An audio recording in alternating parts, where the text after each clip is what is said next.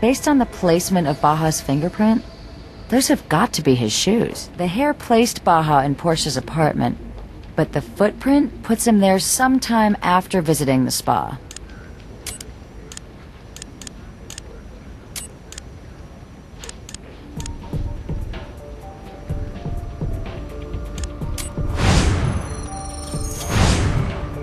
It wasn't Baja's fingerprint, but why would he have a ledger with Portia's prints on it?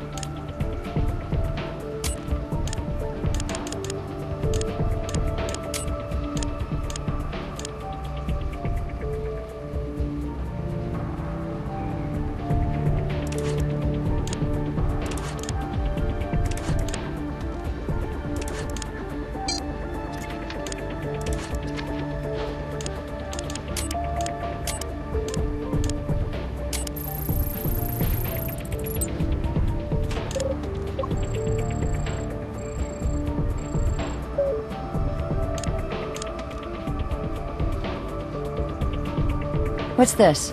Trend Micro Internet Security Pro has detected a virus. Repair. Looks like someone's been practicing unsafe surfing. Okay, let's see what Pete has on this hard drive. Cat pictures, puzzle games, and Portia Weissman's monthly household budget. Looks like we found the drive that was missing from the computer in the loft.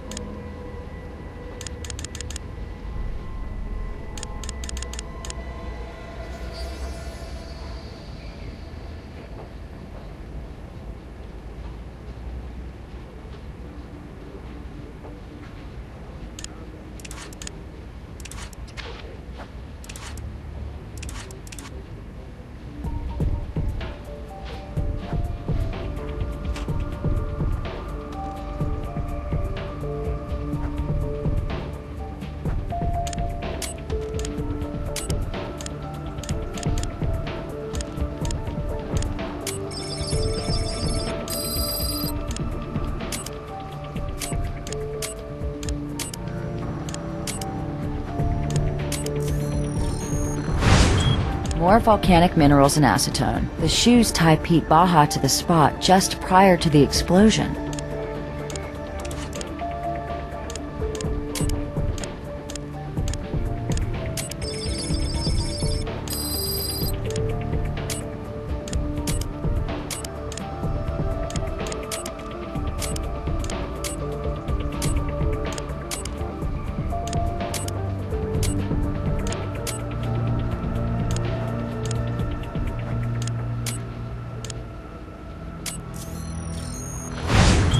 Almost pure acetone. No fragrances, no dye. Very few impurities at all.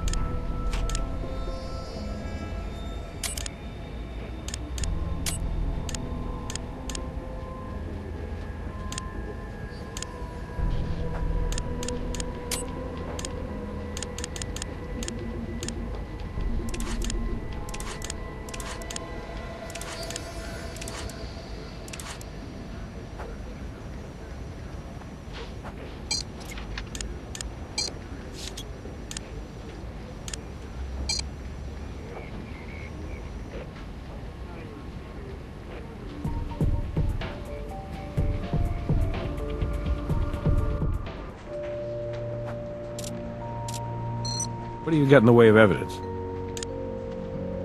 Seems like you have some work to do with that before I can look too closely at it. What evidence do you have?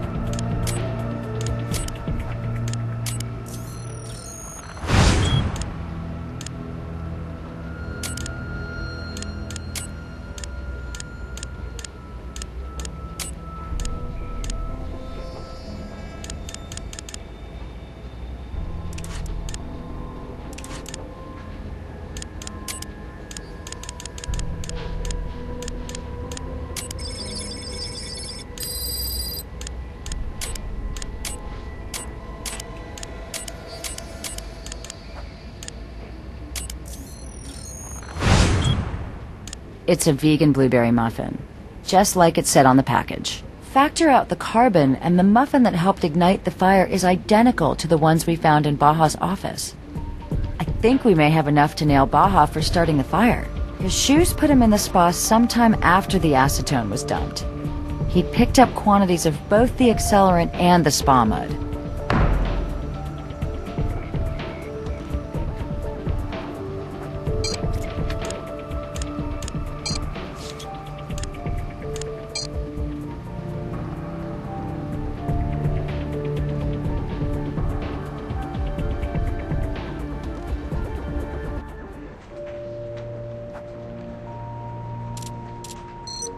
Based on what evidence? Alright, the shoes put Pete Baja at the spa at some point prior to the explosion, but after it'd been doused in acetone. I'll send a patrol car to pick him up. I'll call you when he gets here.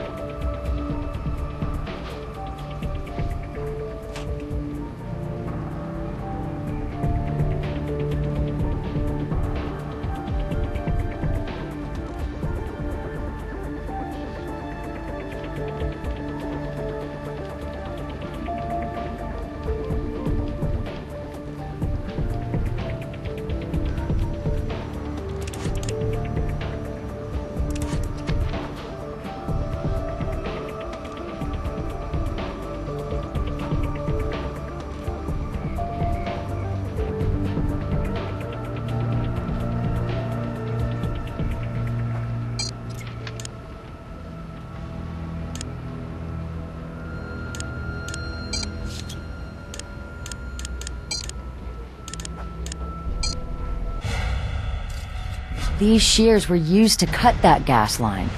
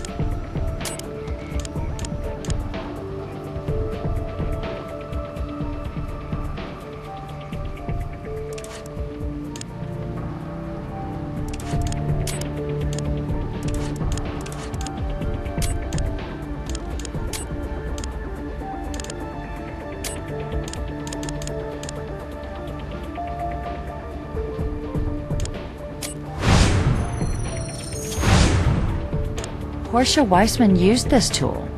It might be the one Brian Reed told us she was keeping at the spa. Portia kept her Denver tool at the spa, right where Pete Baja could have easily taken it. Okay, I think I have a pretty clear picture of what happened. Baja was laundering money, and when Portia confronted him about it, he panicked. Then he decided to rig the spa to explode. Portia probably showed up after Pete was gone. Doc Robbins said she had marijuana in her system, so she might not have noticed the acetone. While she was there burning to death, Baja was at her apartment looking for the record she was keeping.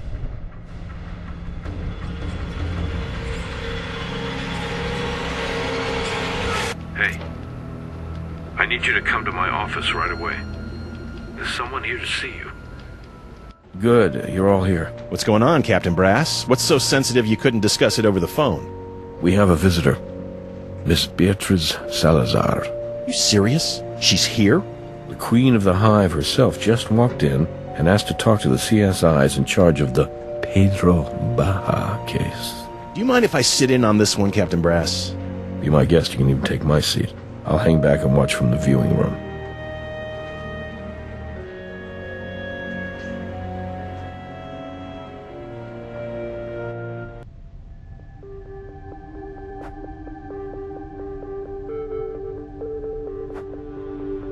Hello, Ms. Salazar. My name is Special Agent... Gene Huntby. I know who you are. But these two, I am unfamiliar with. I shall presume you are the ones persecuting my poor, clumsy Pedrocito. We're not persecuting anyone. The evidence speaks for itself, ma'am. Usually when someone wants to talk to us in this room, they want to confess. So, is there something you'd like to get off your chest, Miss Salazar? You think you're very clever, don't you?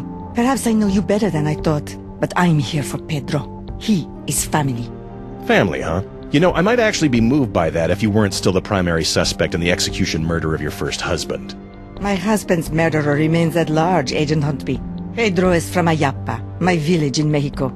He graduated from the school I built for them and prayed in the church I gave them. Pedro's family, all three of his sisters, they live in the house I provide. So as you can see, I have a significant investment in the future and well-being of this young man. Sorry about your investment, but like I said, the evidence speaks for itself. And it never lies. What precisely is this evidence saying to you? We're not at liberty to discuss the specifics of an ongoing investigation. Very well, I understand. My heart breaks for Pedro. He always tried so very hard to please me. Sometimes a man is called upon to be more than he has been in the past. Sometimes he fails. Operations the size of this one, they tend to run right under the radar, making them perfect little laundromats for hundreds of thousands of dollars of your petty cash. And remind me again, Agent Huntby, why I should need to launder money when I too am a very successful, multinational, legitimate businesswoman? My Pedro was a legitimate small businessman.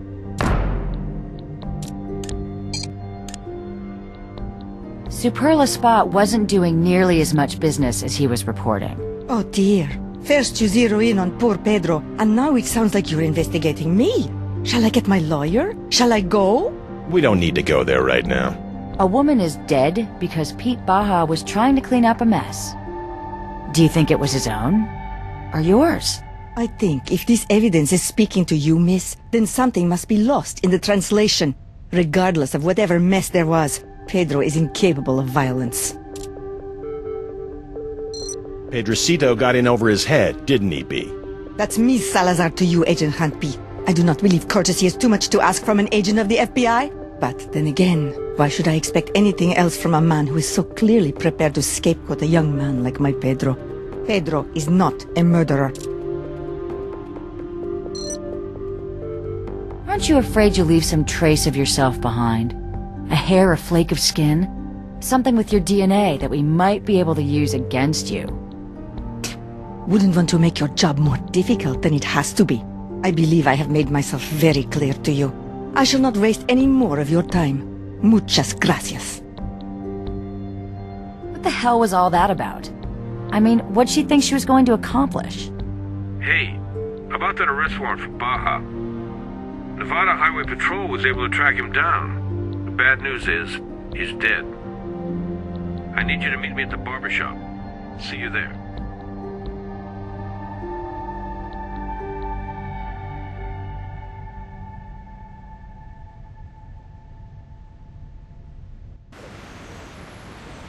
Two police officers came by to serve that arrest warrant again. They found him like this. Called it in. Is that a video camera? It's aimed right at him.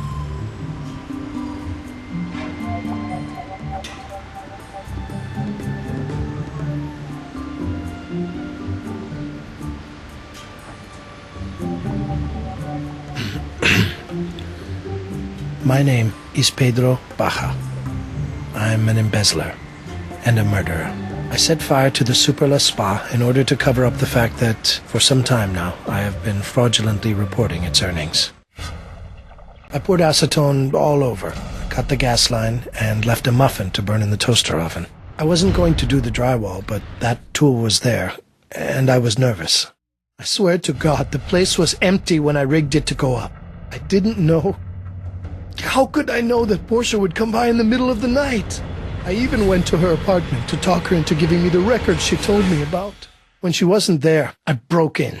It was made crystal clear to me that I needed to get the records. But I never found them.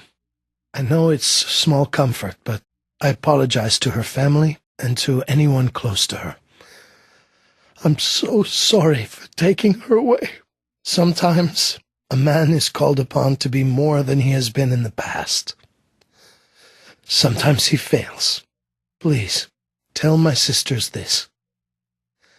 I made a deal with the devil to keep you safe, to give you a better life. I beg you to remember me if you are ever tempted to make a deal of your own.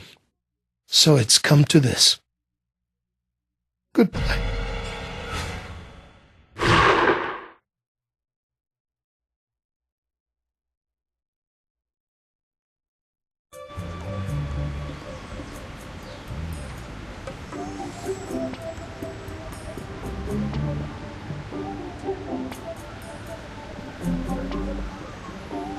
So all the forensic evidence supports what Pete Baja confessed to on the video? Yes, it does. But Pete Baja's confession wasn't for us, was it? Neither was his suicide. I think he was trying to make amends. To his queen. Well, this case may not have resolved itself the way Agent Huntby had hoped. Now they'll have to find another way to trap Salazar. But regardless, you guys did some very good work on this one. Speaking of good work, I'm glad you didn't have to arrest Brian Reed.